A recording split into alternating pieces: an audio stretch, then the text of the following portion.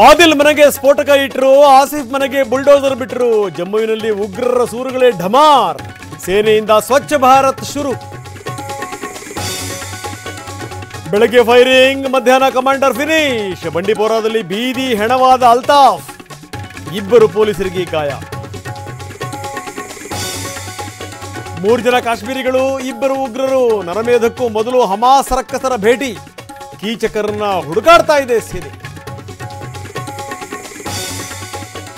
ಪದೇ ಪದೇ ನಮ್ಮ ಖುರಾನ್ ಹೇಳ್ತಾ ಇದ್ದ, ಮುಸ್ಲಿಮರು ಹಿಂದೂಗಳು ಎಷ್ಟಿದ್ದಾರೆ ಅಂತ ಕೇಳ್ತಾ ಇದ್ದ.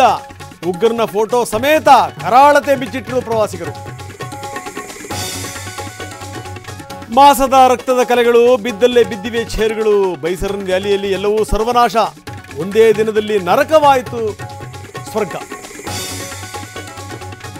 ಶ್ರೀನಗರಕ್ಕೆ ಸೇನಾ ಮುಖ್ಯಸ್ಥರ ಭೇಟಿ. ಅಧಿಕಾರಿಗಳ ಜೊತೆ ಉಪೇಂದ್ರ ದ್ವಿವೇದಿ ಸಭೆ. ಉಗ್ರರ ವಿರುದ್ಧದ ಕಾರ್ಯಾಚರಣೆ ಬಗ್ಗೆ ಚರ್ಚೆ. ಶ್ರೀನಗರಕ್ಕೆ ಭೇಟಿ ನೀಡಿದ ರಾಹುಲ್. ಕೆಲವೇ ಕ್ಷಣಗಳಲ್ಲಿ ಗಾಯಾಳುಗಳ ಆರೋಗ್ಯ ವಿಚಾರಣೆ. ಪಹಲ್ಗಾಮ್ಗೂ ತೆರಳುವ ಸಾಧ್ಯತೆ. ಕಾಶ್ಮೀರ ಕಡೆಗೆ ತಲೆ ಹಾಕ್ತಿಲ್ಲ ಪ್ರವಾಸಿಗರು. Booking cancel. ಪ್ರವಾಸೋದ್ಯಮವನ್ನೇ ನಂಬಿದವರ ಬಾಯಿಗೆ ಬಿತ್ತು ಮಣ್ಣು. ಅಂಗಡಿ ಬಂದ್, ಬೀದಿಗಿಳಿದು ಹೋರಾಟ. ಉಗ್ರರ ವಿರುದ್ಧ ದೆಹಲಿಯಲ್ಲಿ ಜನಾಕ್ರೋಶ. ರಕ್ಕಸರನ್ನ ಸದೆ ಬಿಡಿರಿ ಅಂತ ರೋಷ.